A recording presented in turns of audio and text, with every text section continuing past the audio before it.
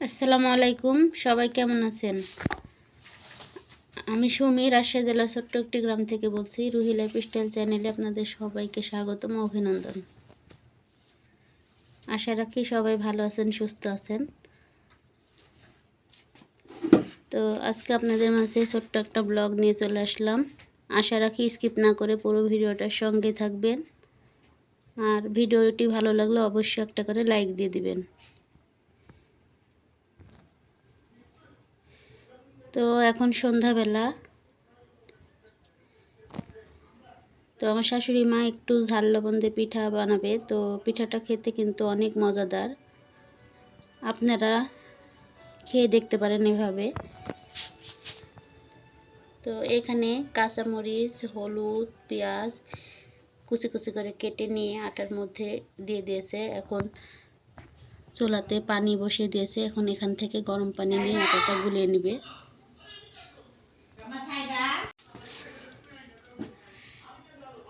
এখানে একটু রসুন বাটাও অ্যাড করলো স্বাদটা বেশি হওয়ার জন্য। আর সামান্য পরিমাণে একটু সরিষার তেল,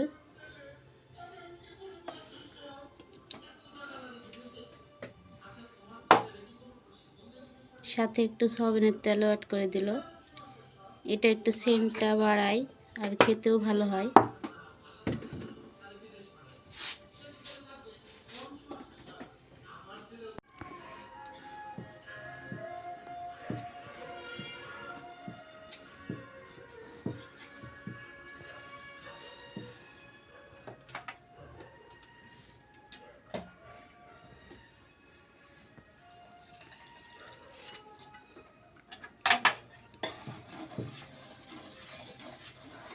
ফুটন্ত গরম পানিতে এগুলো ভালোভাবে মেখে নিতে হবে।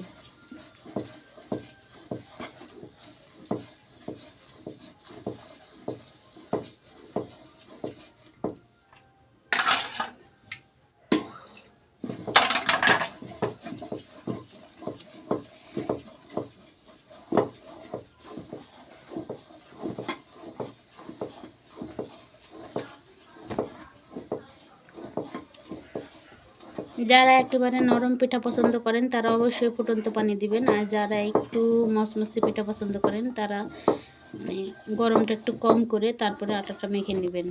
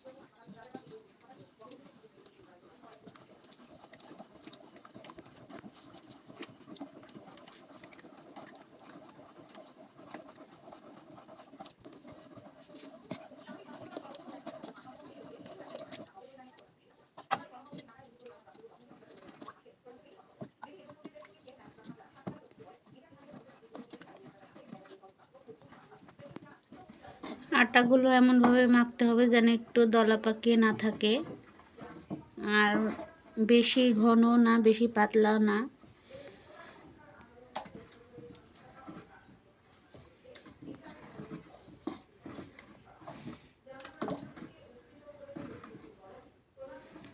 গ্রামাঞ্চলে মানুষ এই পিঠাটা সন্ধ্যায় আবার সকালবেলা বানিয়ে খায়। প্রায় কম বেশি প্রত্যেকটা গ্রাম অঞ্চলে এ ধরনের পিঠা বানিয়ে খায়।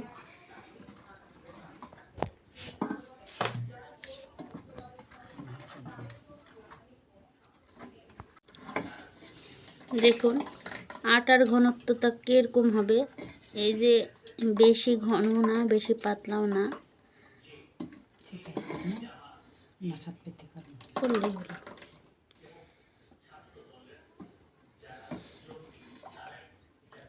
তো এই পিঠাটা খেতে কিন্তু কোনো তরকারি লাগে না, মানে এখানে ঝাল লবণ যেগুলো দিয়েছে এইগুলো নেই, কিন্তু এই পিঠাটার স্বাদ অনেকাংশে বাড়িয়ে দেয়।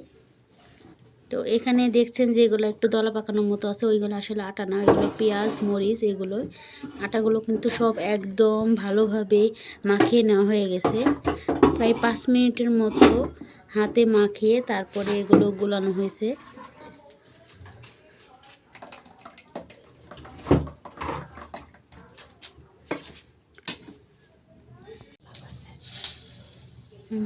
ভিড়ে নিত ওই জন্য।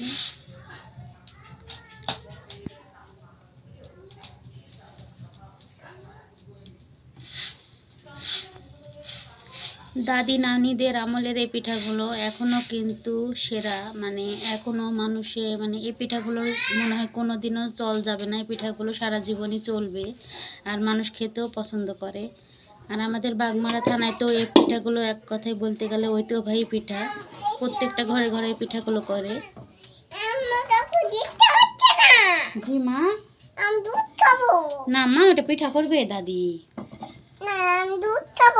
ওটা পিঠা মা, পিঠা বানাবে, পিঠা বানালে খেয়ে বাচ্চা, এই যে পিঠা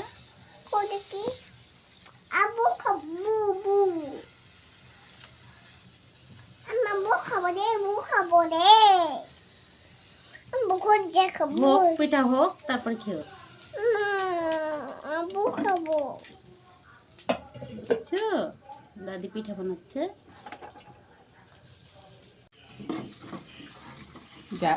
কাগজ চাপাই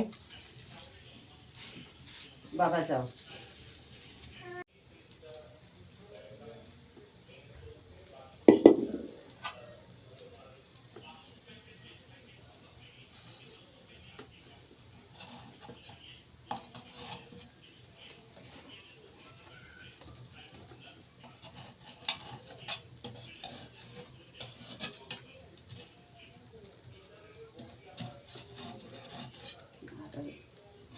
কপিরবা খুবই বাবা এরকম ফোঁড়া ফোঁড়া পিঠা খাইবে, ফোড়া ফোড়া পিঠা খাইতেও ভালো, ফোঁড়া ফোঁড়া করে নি তো, ফোড়া ফোড়া পিঠা খাইতে ভালো লাগে।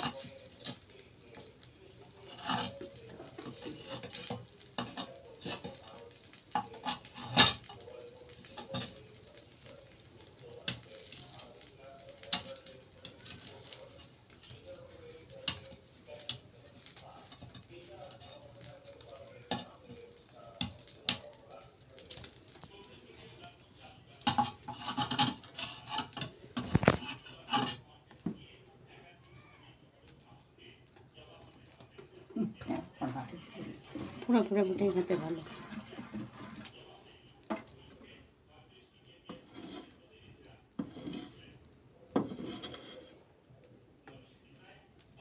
দেখেন কি সুন্দর মচমচে পিঠা কিন্তু এটা হয়েছে,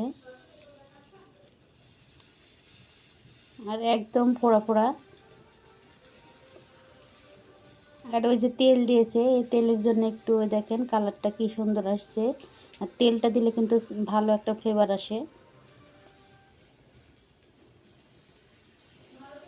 আপনারা কোন জেলার মানুষ, কোন থানার মানুষ এই পিঠাগুলো খান অবশ্যই কমেন্টে জানাবেন।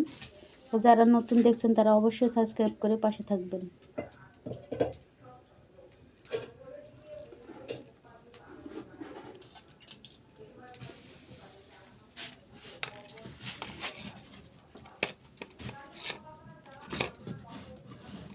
খুবই গরম, এখনই কি বলি নামানো পিঠা, আর এটা পহেলা মানে পহেলা পিঠা।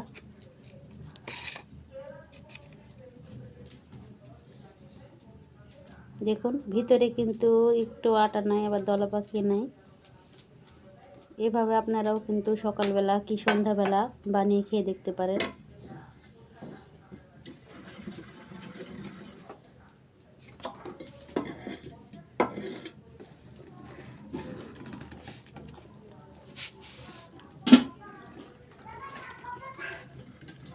লবণ হয়েছে।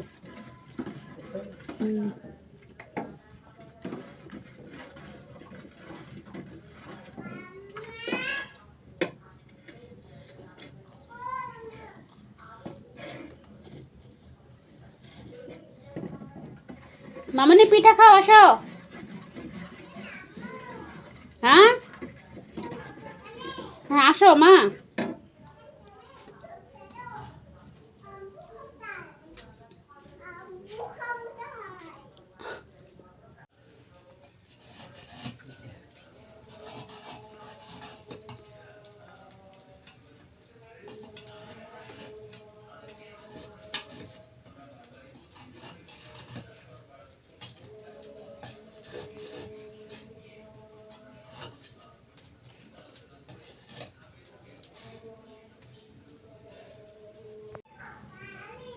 তো এখন রুহির বাবা উপরে টিভি দেখছে, ওর কাছে নিয়ে যাব।